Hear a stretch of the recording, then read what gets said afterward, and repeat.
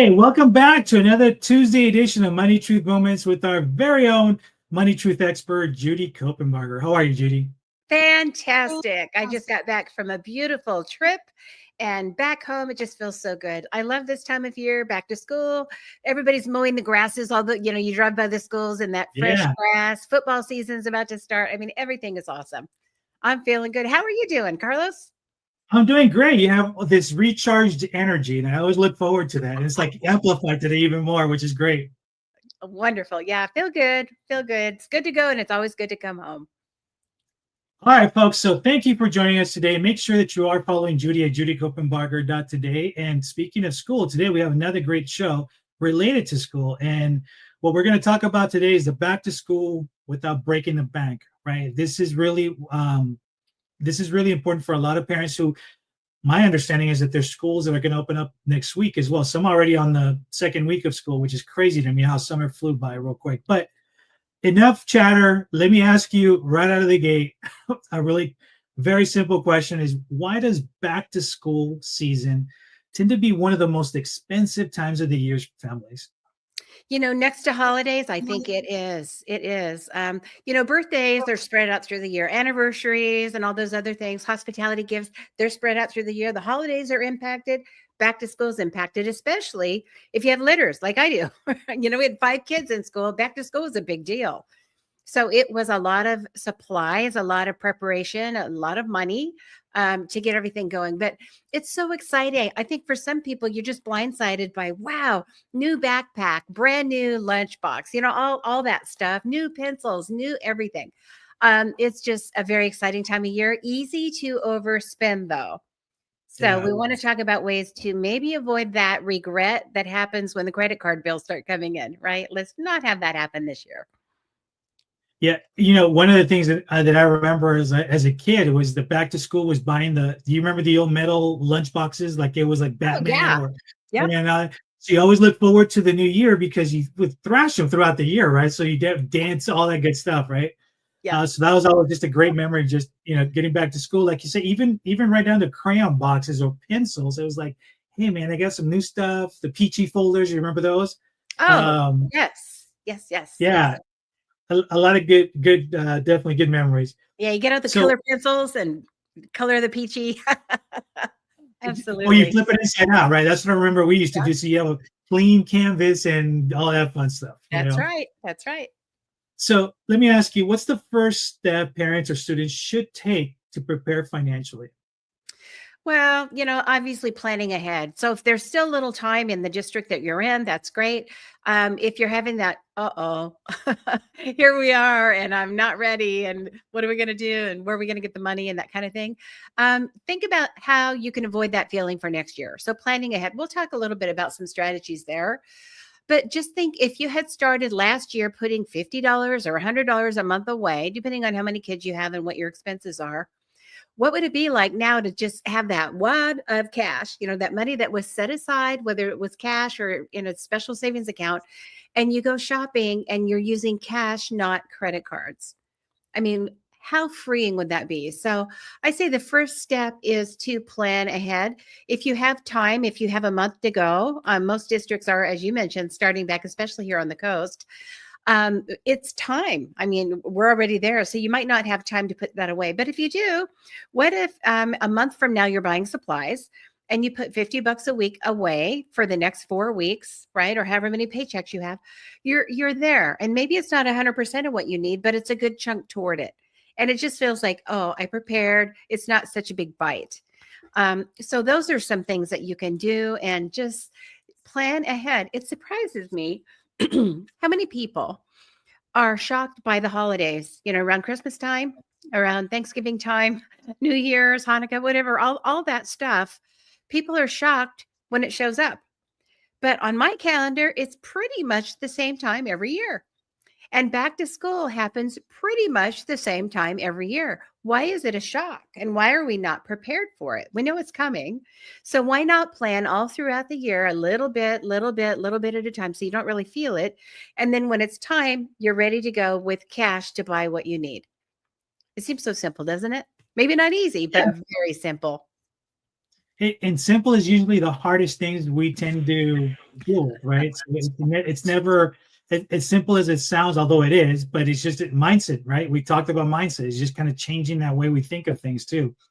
Um, Yeah. would you, in your experience, how early should really people start planning the back to school spending? Oh, a year ahead. Like right now, think about what it's going to feel like next July, next August, right? It happens every year, people. Yeah, it's true. Why not prepare, plan ahead? If you don't have that long, you deal with the time frame that you do have. But there are creative ways to take the expenses down. We can talk a little bit about that too. Um, Yeah, and you know what? That actually leads me to my next question. There, what are some of the biggest money traps, right? That during back to school shopping you come across or you don't realize? well, I think it getting sucked into it. When our kids were little, we didn't really do trendy at our house. We didn't do the virtual pets. We didn't do the beanie babies. We didn't do all the trendy Pokemon necessarily. Maybe they had a couple little things, but we didn't like get into it. And there's always something to get into. The marketing is powerful. And so there's the same thing with back to school. You have to have a new this, you have to have a new that, you have to have a new everything. Not really. What if at the end of the school year, you dump out all the kids, get in the middle of the floor, dump out everything that you're bringing home? They bring home the box and the bags of all this stuff, and you put aside and store the things that are still pretty good. Here's some pencils that are still pretty long. We don't need those, right? But we like these. And so the erasers that are still good, if there's still some, crayons that can give us a head start, if there's some folders that maybe weren't used or they were, we can take the papers out and they're still brand new, store those. And then that'll give us a little shopping head start when it's time to go get new stuff. And some of it might still be like new, right? And so things like that we can do to avoid the big shocker of we've got to go get everything, we've got to get new, we need to overbuy because we're excited, and the store is all packed, we better buy all that. So there are ways to not get sucked into it, but that's just like the discipline of any kind of shopping, whether you're shopping for clothes or golf clubs or whatever it is. You don't have to get sucked into it. Go with a plan, go with your list. Always start with needs, wants, and wishes. And I think it would be very helpful to have your kids do that. Make their list of needs, wants, and wishes. The needs you got to get, that's what the teacher says you have to have. The wants, it'd be really nice to have this or have this new. And then the wishes are like, if there's leftover or maybe something that we can do a little later, then you hit the wishes list. It's funny you mentioned about pencils too, and I know you remember this, but I remember as a kid we always had this competition of who can take the pencil to the smallest level, right? And then sometimes like the tip was longer than the body, and it just became this thing where you can barely write holding this thing like this, I remember that. Yeah, definitely bringing a lot of great memories. Yeah. Folks, if you're just joining us, welcome. Make sure you are following Judy at judycopenbarger.today. Make sure you watch previous episodes too during our summer series where we did talk about how to not overspend on vacations and things like that. But getting back to school today, we are talking about back to school without breaking the bank. And make sure that you watch the beginning of the show because so far we've got some great content that Judy's been able to share with us as well too. So let's talk a little bit about how can families save money on, you touched on clothing, you touched on some of the hand-me-downs or things like that too. What are some best practices that we should be looking at that we don't really think about? Well, when it comes to clothing, sometimes you have uniforms. So go to the families that have the bigger kids and buy the uniforms that are, maybe they bought them right, I think, because kids grow so fast. So they bought them right in May, right before school was out. And it's like, shoot, now the kids grew a foot over summer. And the boys tend to do that like in junior high and they don't fit. So, but they might fit your kids. And so it's just good to build a little community of these things that you can share, and all those other things like the calculator you need in algebra, the compass that you need in geometry, things like that. Well, everybody doesn't have those lying around, so they're all going to buy new unless you share. But if it's a class you're only going to take once, the kids who had it last year have all those lying around. Hit those families up, work together and share in that community. And maybe you can buy bulk together too, online or at Amazon or wherever you go. But for clothing particularly, that can be so costly and kids go through them. And it's not their fault. They're just growing, right? They're doing what they're supposed to do.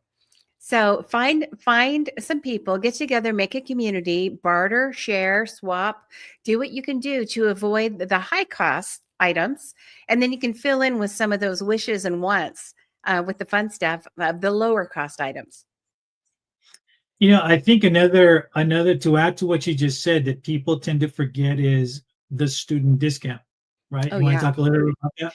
Oh yeah, for the laptops, the all the technology that you need, whether I mean, they're even going to cell phone technology is what I hear, the iPads, whatever it is, tablets, student discounts will take you far. So sometimes you have to have an ID. Sometimes they just want to know what school you're at to verify that you are a student or your kids are students. And you can get 20, 30, 40, 50% off stuff from these Yeah. big companies that write off the difference. And take advantage of that. If you are maybe not so proficient on the computer at finding that kind of thing, talk to the school secretary. They know. Talk to the resource department at the school that the kids are going to be attending, and ask them what resources do they have. There might be grants where some company or some family has donated a bunch of that stuff to the school, and they just say, hey, if there's a need, give it out or loan it out. See what resources are there. Talk to the principal's office, the resource department, the secretaries know. Find out what's available for free before you go shopping. You might not even need to shop for some of those larger items.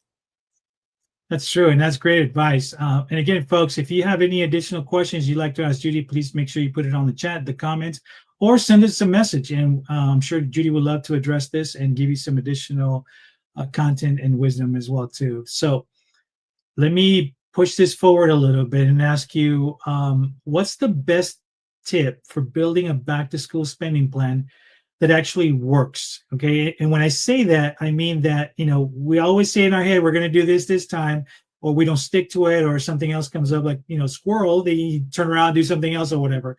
So that's why I'm asking that actually works on this. Yeah. Well, everybody has a different psychology and a different way to be motivated.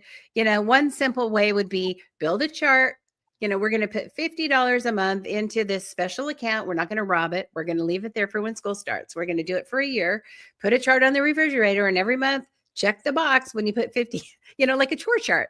Maybe Right. It needs to be that simple and that visual for you. It could be, hey, every time I get a paycheck, I'm going to put 20 bucks in or 50 bucks in, whatever it is.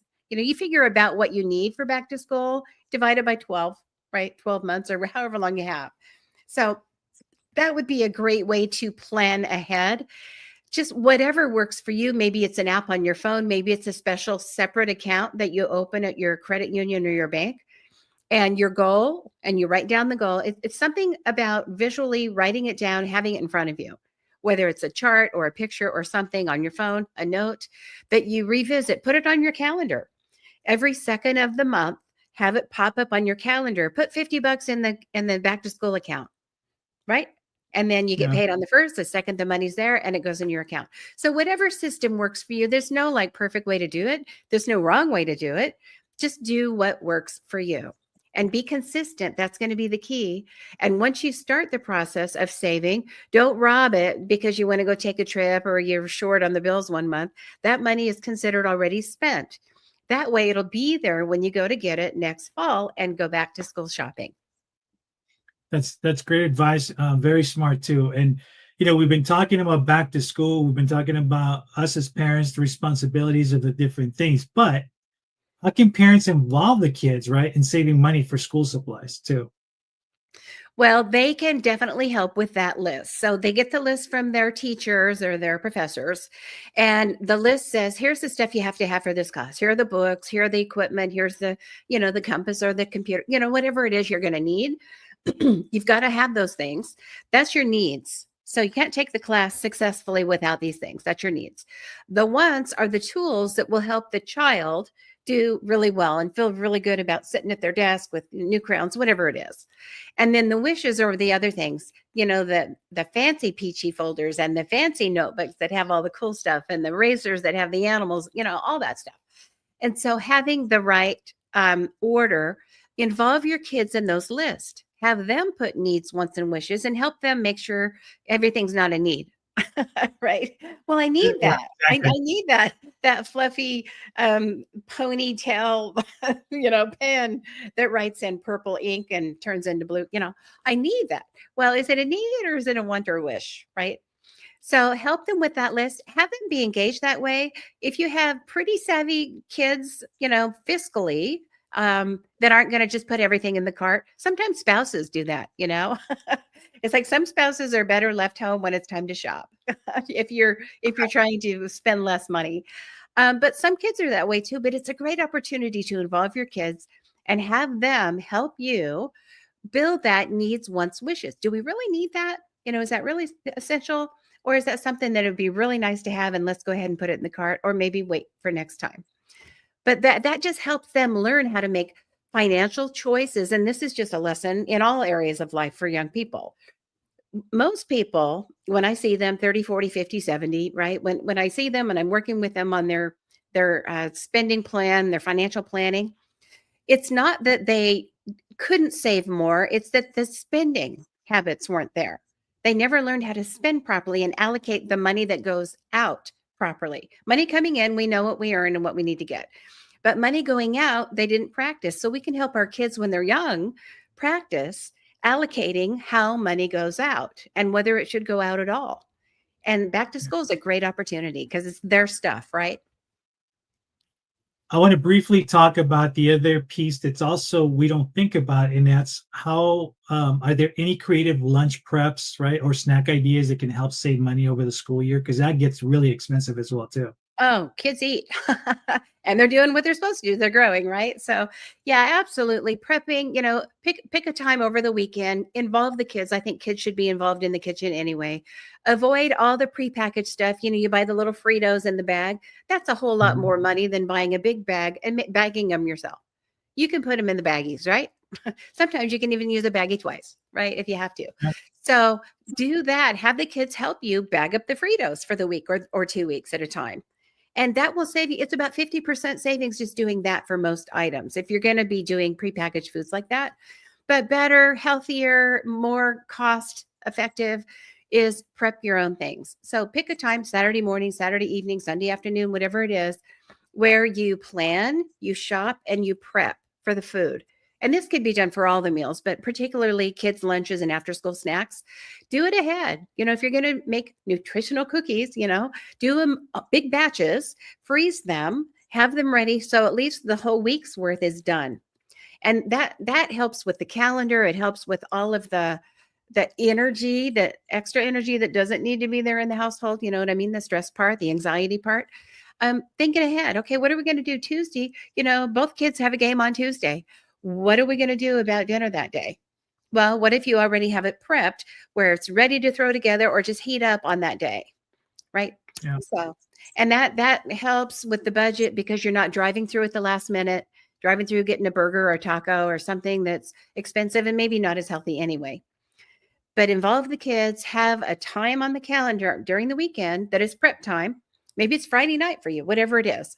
But be consistent about the prepping, the shopping, and do all that together. That will save you so much money to just have it all homegrown, home prepped, home cooked.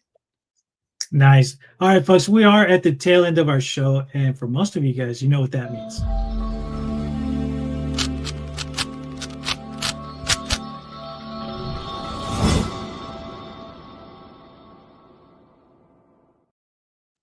All right, this is a challenge I can't wait to hear from the back to school without breaking the bank.